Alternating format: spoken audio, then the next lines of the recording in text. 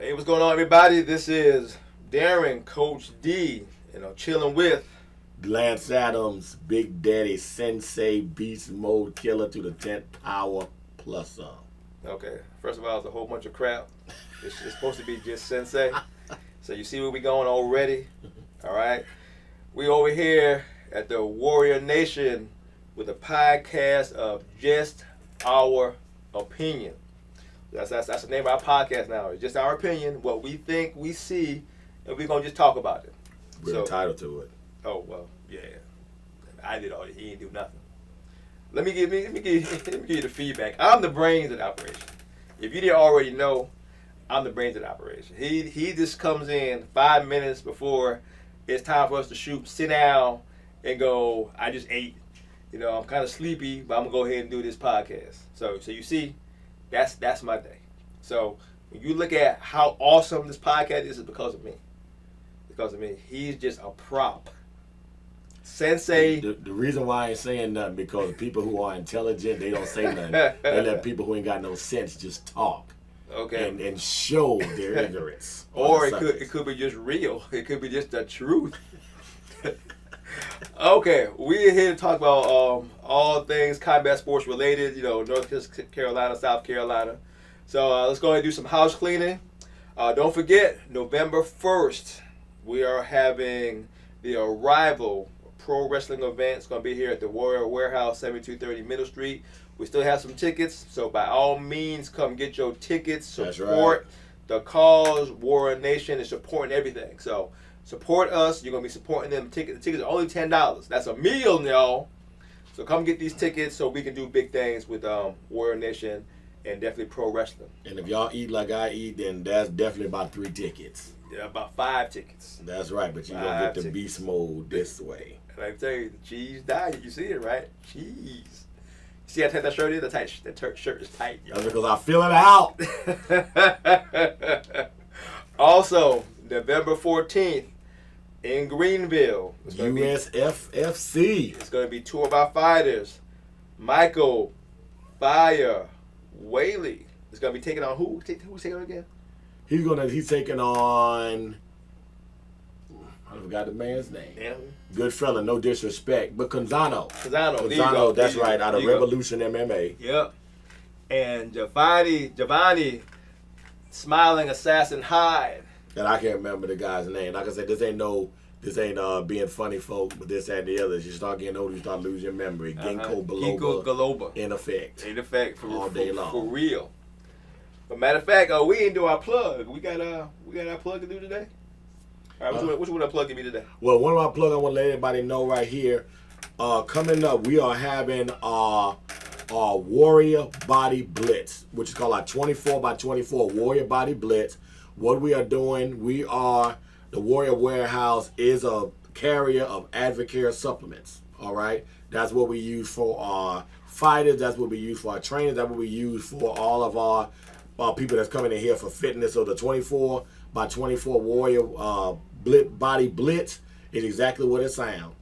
You get the products from our 24-day challenge with Advocare, and what we do is that we bring you in here 24 days, work you out for free. So we put together a meal plan, we put together a diet that you can do, and we put together your workout so that you have no excuse that if you're doing this the right way, the 24x24, you are going to get results at the end of this. So this is something that we're doing as a campaign that we're doing. Anything you have to pay for is your supplements. That's it. And then you get to keep those. And then we are giving you our personal training services and our actual diet services and stuff like that for free. Oh, well, you heard that. The 24-hour challenge, Blitz. So you get free coaching. First of all, I'm a coach, Lance a coach. My coaching ain't cheap, y'all. So if y'all think y'all come in here and just get all of my awesomeness, and you're not going to buy these products, I don't know what to tell you. Nah, I mean, it's a good product. It's a good system. Our goal is to map out success. The whole Warrior Warehouse concept is about constant improvement, constant success. So you have your own story. So whether you come in here for martial arts, you come in here for physical training, or you come in here to learn something new, it's all about progression. So coming at Warrior Warehouse, you're going to get what you're looking to get. Trust me, we do the daggone One-stop shop. There you go, one-stop shop. As you can see, he partakes in everything one-stop shop. I'm telling you. Okay. We're gonna let that leave that alone. But definitely do the blitz is a great thing. Warrior Warehouse, 7230 Middle Street. All right. Anything we missed? Nope. I think we're ready to get into the meat and potatoes. All right. Like I said, I gave my podcast the other day because I'm on my job, as you can see. So if you go on Facebook, you saw that I spoke about my fight that I had over the weekend. Of course, somebody was missing on his part, so we're going to let him catch up because he simply ain't no good at his job. All right, everybody. This weekend, I had the pleasure of going down to Conflict MMA, always a good card. That's something that is run by Andrew Stokes and Jared Williams. They're the promoters and the creator of Conflict MMA. We fought on this card. We have been to these cards many times. So the one thing that I want to talk about, and this ain't towards no fight or anything like this. This is something that we see when it comes down to just fights in general. But these are some things that I see. First of all, you get a lot of stuff that goes about who's the best. Mm-hmm. Who's the best? You got a lot of cards that is out there that you know that we have fought for. We have fought for Conflict. We have fought for Fight Lab. We have fought for Warfare. Mm-hmm. We fought for Next Level Night Fight Club in North Carolina. We fight for quite a bit. We fought for, one of our earlier fights when we fought out in Athens, Georgia. We fought down there at the, I can't remember. I think of it as it goes along. But we fought for a lot of cards. Mm-hmm. And one thing that we realize is that the reason why we've never so much committed to one card is because we feel that each one of these cards have something different to offer. Yeah. Okay? So we, I won't go down the list of this and the other, but Fight Lab offers stuff that's exclusive to Fight Lab. Conflict offers stuff that's exclusive to Conflict and things like that. But, everybody has read and stuff about, everybody wants to be number one. Mm-hmm. All right? That's the bottom line. Conflict, of course, feel they're the best. Fight Lab think they're the best, and of course there has been a little feud that's been going on between the different cards. Okay, so that's true. Well, from what I've seen and stuff like that, I put on there and I seen that, Jared has put some stuff on there about, Conflict. Oh, shoot. Yeah, and stating that, they're the card, they're the one that's in the Southeast doing their thing. And okay. I gotta give them credit. Conflict has been on a tear. Mm-hmm. They've been on a tear, as far as going in different places. They've expanded to Georgia. They've gone to, North Carolina. They're in South Carolina, and stuff like that. So they're constantly expanding. I know they're about to go into Myrtle Beach here. Really? On one of the next card, yeah. I seen it on the thing. They're going to be in Myrtle Beach. They're coming back here to Columbia. They're going to have a good card at the Jamil Temple. So they're really expanding. So, okay. So hold on, let me cut you off. Mm-hmm. So what is the actual beef? If you say it's Conflict and is crouching on Fight Lab's territory? Is that what it is? Or? I don't even think it's so much about the territory, because the thing about it is that there's no such thing as somebody's territory. Okay, their backyard. Right. Well, exactly. You're in your home backyard. I think the whole thing about it, and I could be mistaken, was about it was like sort of a rivalry about who had pretty much the more solid or the best fight promotion in the Southeast. Okay. Conflict is saying that they are. They're best. They run a sound card. Mm-hmm. They run sound fighter there, stuff like that. Fight Lab said the same thing. Okay. Like I said, I remember hearing something about Cornbread, who's Michael Allen. Mm-hmm. I heard something saying about that, how one of Conflict's card was set up down in Charleston. I was at that one. You was at that one. Mm-hmm. Where they were saying something about, that they had to move through the table to get through the ring and stuff like that. Mm-hmm. So the average trash talking that goes on in some analysts of martial arts and MMA, and of course even among fighters. Mm-hmm.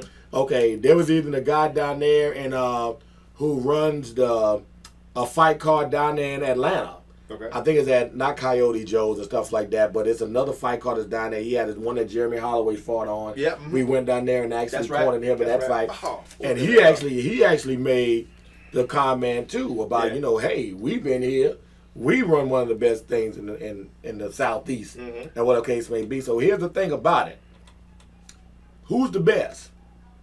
That's what it boils down to. Who is the best and who everybody think that they are the best or whatever case may be. Mm-hmm. But the key thing about it don't boils down to what the promoters think. What do the people think? What do the fans think? Yeah. That's right. What is the fighters think? Mm-hmm. And stuff like that. Like I said, I don't have anything bad to say about none of their cards. Fight Lab is a very good card. Now, one thing I can say about Fight Lab is that Fight Lab makes it pretty much known, yeah, you're going to come here, you're going to watch the fight, but they're going to make it known that when you come up there, they're going to say they're going to knock hell out of each other. They're gonna use the profanity. They're gonna do stuff. Mm-hmm. They're not shy about what they're going to do. Yep. They have their brand. Yep. Mm-hmm. They have their brand about, hey, it's rough and tumble. Mm-hmm. If you don't like what we say, Mm-hmm. if you don't like what we do, Mm-hmm. you ain't gotta fight for us. Yep. And that's how it is. They're their brand and they got it because you got Conflict, hardcore card, but they're more family oriented. Yeah. They're not gonna allow you to come out there with all kind of, with different words and cuss words and stuff like that, because they believe in, okay, we're going to have a knockdown, drag them out, bloody fight, but we're still going to add this element that the family's in the crowd, and this is what we're going to do. And other cards I went to, some they got cussing in the music, they don't care, they feel that this is what fighting about. Yeah. Others say we got family, we got kids, stuff like that, they don't need to be hearing that. We're trying to represent this to a certain level. Yeah. So my thing is that when it comes down to, any fight card, what does the fans think? Yeah. What do you prefer? Mm-hmm. I hold unbiased because I feel that all these cards have done something for every fighter. It depends on what it is. Conflict has gotten people into Bellator. Yeah. You got Adrian Henderson who came from Conflict and went into Bellator and stuff like that. You have places, I believe that Tim Goodwin has fought for Bellator before. Derek Kennington, they've also, but these guys, as Tim Goodwin also fight for Fight Lab. Yeah. Adrian Henderson also fought for Fight Lab and stuff like that. So these are good cards. They've also fought at the place in Atlanta at these different places. That's true. I found it at Coyote Joe's or something like that. Something like that. Right. Yeah. I want to say that, but I don't want to be Mr. Bill, That's right. Or anything like that. Keep it over, y'all. You see it in action. See it in action. Boy, I need it. Yeah. I don't know if I got some over here. I'm about to pop some of it here and maybe start getting into my system and stuff like that. But like I said, I'm the up and comer in the MMA arena now. I've been watching it for years, but now that I'm getting involved with it, and like he said before, every promotion brings out something new. Like Next Level, Next Level has been very good to us as far as our fighters concerned. Yeah. Fight Lab too. They said, hey, come bang, and that's what we do. So we put on a good show. They give us good response. If we come there and we half-ass it, they ain't gonna want to hear that. Right. But when we bring our fighters ready and they do their job correctly, then every promotion has given us love and support and saying, hey, we'll bring you right back, and they do. That's right. So I guess it comes down to, if you're a fan, of course you want to see knockdown dragouts. But if you're a coach and you have fighters, you're gonna look at who's gonna take care of you. Right. Are they gonna give you the best showing? Are you gonna get enough exposure from your fight? Like I said, if you go on the Joe's, MMA in their backyard, who gonna know about it? So Right. of course we depend on the promoter to let people see us, And like I said, each promotion has their own specialness to them. But I just heard about the Conflict, Fight Lab beef, and I wanted to hear, what it was. Me, hey, I run my mouth, so if it's something to run my mouth about, I'm gonna do it. But but like I said, it's just hey, I've been enjoying the ride. So Right. as long as everybody treats us good, and we'll treat them good. And it's excellent. Yeah. And speaking on the Conflict fight, like I said, the fights down there was awesome. I got a chance to win. There was no boring fights at Conflict. Okay. There wasn't. A couple of ones that I've seen, I seen their championship fights and stuff like that. One of them, Malik Harris. Yeah, I heard he lost his belt. Yeah, he lost. He lost his belt. He lost one of Moose Incorporated's guy down at a Champion Training Center in Savannah. Okay. Actually, like I said, Malik, good fighter. Yeah. He's a good fighter. He was actually one of the ones that early on, he actually beat our fighter, Mike Willie, when that was Mike's first fight. Yep. And it was second fight. Second fight. And he beat Mike. They went to a decision, and he beat Mike. Stuff like that early on in Mike's career before, Mike got his 2 championship. And the guy who he fought had beat him before. Had beat him last year. So the guy, apparently what I heard, got hurt, came back. It started out, the first fight they fought was a war. And this one too, it was a war too. But again, this guy just managed to, just to push a little further. Okay. And he managed to finish Malik off, in what I think like the third round or something like that. I don't know, I forgot what it was. I think it might have been a choke or something like that. But it was a submission? Yeah, I believe it was submission. Oh, okay. But I want to say, I don't want to say it was a TKO, but it was a submission. But like I said, I mean, it was a good fight. Then, of course, Robbie Cullum, he actually took the belt, I think the 155 belt, from a guy named Johnny Williams. Okay. Johnny Williams, another guy from Moose and Corbre's camp down in, and all respect to Moose and Corbre. Moose and Corbre is an excellent fighter, excellent coach. I mean, fought in Glory. He's under Lloyd Irvin. He has I think it's a brown belt under Lloyd Irvin and stuff like that. He's a very seasoned fighter, and he had some wins down there as well. Had a couple of debut fighters down there that did well. But Johnny actually lost his fight. And the whole thing I saw, Moose and you watching, it ain't no hell of a hate against you. But the thing about it is that Robbie Cullum came out strong, throwing blows. Okay. Throwing blows, takedown. But one thing I give to Johnny Williams is that every time he got taken down, he scooted up against that cage and he stayed up. Robbie Cullum never was able to control him on the ground. But when he took him down, Johnny was able to stand right back up. Okay. So what started happening as the time got on, and we could see it, Robbie love you to death because he's an excellent fighter. He's definitely a champion. I've seen Robbie since he started. He is a very, very explosive fighter. He's got a hell of fight wrestling. And he will put you on your behind. But what happened is that I think that right after that second round, he was doing a lot of takedown stuff like that. The gas man started coming. Yeah. The gas man. He will show up. That's right. Ain't the one of you might land on gas. You started seeing it look like Robbie started getting a little bit tired. But here's the thing. As Robbie started getting tired, seemed like Johnny was more fresh. Okay. But it seemed like the shots that he was throwing just wasn't doing enough damage. He wasn't really landing the shots. But every time Robbie would connect, he was throwing the more damage and shot. It did seem there at the time that Johnny Williams was going to just come out and really lay it to him because Robbie, I know he was tired. Yeah. And stuff like that. But something happened. Right about the fourth round, Robbie got a second win. He was tired, but then he just Super Saiyan and started egging Johnny on, and then he started doing a little rope, bam, hitting stuff like that. Really? And it went, and it went on. Oh, I got to fight, no fights. Okay. It went to a decision. It went to a decision, and and Robbie got the nod. It was a close fight now. It could have went either way. Okay. But you know how our judging system goes sometimes. But that's what happened. The other one was Kobe Walls versus Mark Trader. Okay. Mark Trader come from American Top Team. He was part of Charleston MMA, I believe, at one time, American Top Team. He kind of switched his camps over, stuff like that, to another reputable camp. He fought against Kobe Walls. I think Kobe Walls stepped into the amateur ranks. He was like 15-1. So Mark Trader actually stepped up to the fight at 155. He stepped up from 145 to 155 to face Kobe Walls. Mark Trader got some good hands. He got some good hands, good strike and stuff like that. Kobe Walls, very seasoned fighter, very powerful fighter. He was the bigger of the fighters. They went at it. I think it was the first round. They did some awesome exchanges, bunch of knees, bunch of punches, this, that, and the other. But then what happened is that he got Mark Trade up against the fence. Mark had his feet out there. Kobe Walls took his feet from underneath him. But Kobe Walls, unlike a lot of fighters, didn't just go down to the ground, start grounding and pounding. He waited. He waited right well till Mark Trader posted, pushed up off the cage, knowing that both his hands was down, and caught him with a 1-2 and knocked him out. Really? Yes.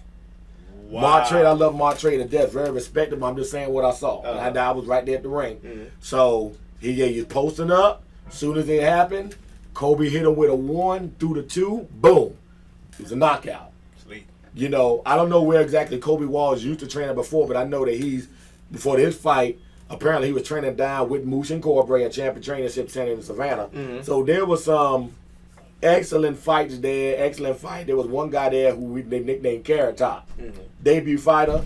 Looks like Carrot Top. Little hair all over the place. Yeah. How you doing? Yeah. How you doing? Just how that thing. 125er. Debut. He fight against a guy 1-1. Can't think of the guy's name. So the guy who was fighting him, the veteran fighter, came out tagging him. Bam, bam, bam, bam, bam.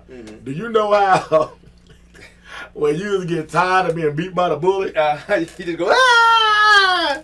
That joker, he was getting tapped too many times. It's like he just said, enough, goddamn it. And he ran in, just started doing his thing, and then and got the choke. Wow! He took it back, got the choke and stuff like that, and and it was just I was over there laughing, not at the fighter, but it was just like that time when you keep getting hit by the bully just keep hitting you in the ear in class. And stop it. The next thing you know, your mama tell you, listen, it's time to stand up, do something, and he enough, and he just ran across the goddamn ring and yak. Double A takedown. It was like, you gonna hit me no more. You gonna hit me no more and stuff like that. But he was a very respectable fighter, very good. So I can honestly say, Conflict, very good card. Okay. Very good card. It was very well run. I got to get shouts out to Jarrett Williams. And also, all their promotion and stuff like that. Who did the matchmaking? Andrew Stokes, who's the promoter. Very good fight. Yeah. Conflict always put on good fights, but just the same way with all the rest of these fights that's up and coming and stuff like that. So my shots out, but like I say, in this, it's going to be Conflict. People always want to say we're the best. Yeah, that's the same between schools. Yeah, that's true. Everybody in here want to say we're the best. Like I say, we got a lot of respectable fighters, a lot of respectable things. We at the Warrior Warehouse, we say we're the best. Because you are. That's we're the best. It is what it is. If you're not going to praise your own pond, why live in it? That's true. If you're going to praise your own pond, why live in it? We got a lot of good guys in here. I'm sure that, Nick Rodriguez and saw some of those guys over there, good guys. They feel they're the best. They got a lot of championship fighters that comes out of there and wonderful trained stuff like that. Gibson Saab, who's over in Irmo, who runs Spartan, Mixed Martial Arts Academy. He's a multi-time grappling champion, stuff like that. He does MMA. He got a fight coming up here in December, a Conflict. Okay. Right here in Columbia, right. And he's fighting the Panda.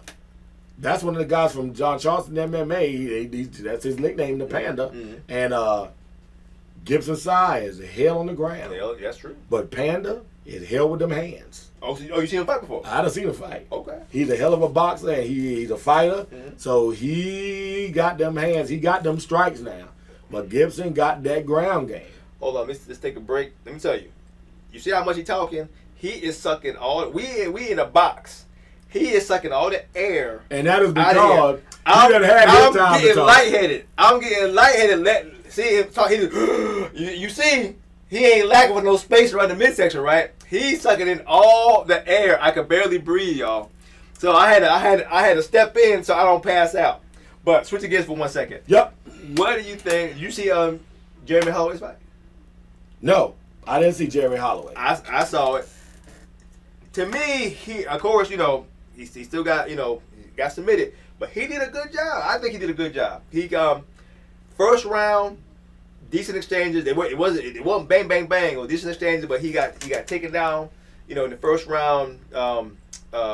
Shakur, I think their last name was Shakur. Right. Controlled him on the ground. The guy had a stellar grappler game. Compared to Holloway. That's just what it was. But in the last 30 seconds, Jeremy reversed it. Then took some ground and pound for the first round. So Shakur won, but it was close because Jeremy did his thing. Second round, the first minute of the second round, Jimmy got taken down again. This time, the guy I heard it was a heel hook, right? Yeah, heel hook stayed on him. Low Jeremy in. Jerry left his leg out there, switching around, heel hook. Jamie defended for a good little bit. The guy made the adjustments. Boom. Right. It was a wrap. Now, like I said, the main thing you took from that, as good as Jeremy is, somebody with a superior ground game. If you ain't getting back to your feet, you in dangerous waters. And right. That's what happened. And what I say about Jeremy is that Jeremy, if you ain't never been hit by Jeremy, hit him Holloway. You ain't been hit. Jeremy strong. I have rarely seen a work ethic like Jeremy. Yeah, I agree. And Jeremy was, when he was down here training with us for a while, he was relentless. he was relentless in his training. And some people would say, you know, you're overtraining. Yeah. You training too much. But one thing I can say about that young man there is that he gritted it out. He had nothing given to him. Mm-hmm. He had nothing given to him. He compiled what? He's 71 now. Yep. He compiled an impressive 7-0 victory, fight after fight. In a short amount of time. Ain't Yes. like 2 years. It's like all in a matter of months. Right. So, Jeremy, if you listen to this, brother, the only thing I can say is that you earned your right to be in Bellator. I agree. You earned your right. Don't let nobody take that away from you. You earned your right. I know your worth ethic. We love you down here. You're always part of the family. You know, Jeremy, when he was here, that's when he won his conflict belt. Mm-hmm. When he was here with us and stuff like that, he worked I was hard. there. He pushed everybody else to work hard in the gym. Yeah. So my thing is, brother, is that Shake it off. everything happens. Yep, Everybody loses. You ain't have many of them at all. Mm-hmm. But the thing about it, use this right now to push yourself to that next. You're at that next level. Yeah. But if you are push in yourself Bellator. hard, that's right. You're in Bellator. What's next? Yep. UFC. Exactly. And I can definitely see you have the skills and the drive to be there if you choose to. You just keep on pushing, dog. And that's all I got to say about that. Okay. We're going to talk about our fighters, and then we're going to go ahead and get out of here because I can't breathe. I can't breathe. I can't breathe. When you ask me to talk, you better be ready. He just continued to suck the air because I am Obama Jr. I will get up there and talk all day long if you give me a subject. I can talk. If you give me right now and you say about Darrin got these busted, dusty behind shoes he got on, I can sit all day and talk about his busted, dusty behind shoes. It's made out of pleather, not leather. You know, he need to put something on. Now he trying to ride. Kiwi on it. Now he trying to ride. And stuff like that. You know, it's supposed to be New Balance. It's just, you know, it ain't nothing balanced about these shoes. The sole all tore up. It looked like, you know, looked like an orthopedic shoe. All he's doing is taking up space. That's all he doing. Taking At up 315 space. pounds of pure beast mode killer, Power that's what I'm supposed behind to do. the throne. He just taking up space. Last thing we're going to talk about before we get up out of here because actually I'm hungry. Michael Willie and Giovanni Hyde, the guys they're fighting with come from pretty good camps from what I hear. They do. One comes from Revolution, the other one with Black Flag or Black. Yeah, they come from Pitch Black. Pitch Black MMA. Pitch Black. What do you know about them? Good camps. Okay, solid camp. Good camps. You know, Pitch Black, of course, with Upstate Karate. Upstate Karate, one of the biggest schools in the one in the state of South Carolina. Okay. They got a very strong sport karate background. Okay. And they got some very, very good guys up there, fighters, you know. And of course, matter of fact, the Scoggin brothers come from there. Yep. You know, guys who fought on understand, yeah, Jared and Jared Scoggins, they Warfare. come from there. Mm-hmm. Yeah, so excuse me, Jared and Justin Scoggins, they've trained there. And Revolution went under Jimmy Fowler. Mm-hmm. You know, he's good. Matter of fact, Jimmy, congratulations, just getting your BJJ black belt. I follow you, brother, so that's good. They just opened up a brand new school, beautiful school. They have some good talent. Mm-hmm. They have some good talent. They got some good coaches. You got Jimmy Fowler. You got some good wrestling coaches. You got Blake Grice that goes over there. They kind of teamed up from Hit Training Center. Yeah. Stuff like that. So it ain't no doubt about it that they have good coaches. You got Sarah McMahon, who's a UFC fighter that's there. Sure. You know, Alexa Connors actually is up there now with all them. Ashley Greenway, Alan Greenway. You got a lot of good guys that's up there. So they definitely got talent up there. They got a good camp. Yeah. So this is going to be a very, very good fight between, you know, Team Revolution, you know, Team Pitch Black and Team Beast Mode Killer. And we are up for the challenge. You daggone right. Because we are going to bring that heat. See, he has to be politically correct because he's trying to run for the sanitation department, something like that. He's trying to run some kind of garbage office. But me, my job is to tell you how it is. And we bringing that monster. We bringing that beast because who are we? Beast Mode Killers. Now, I got to say it now. Regardless of being modest, guys, well, we coming to win. Yeah, you daggone right. We coming to win. One thing about me is that I'm not a one that does all the trash talking. But one thing I can say is that we're training. We're going to be in shape. We're going to be ready. We bringing that thunder. And it's be our honor to go against these type of teams. And That's it will in be. there. That's And right, it will because be. these are top teams in the state. And I heard you guys bring it, and I respect that you allow us to come fight with you guys. So that being said, we appreciate it. Thank you for the opportunity. But dang it, we coming. Crossbones, baby.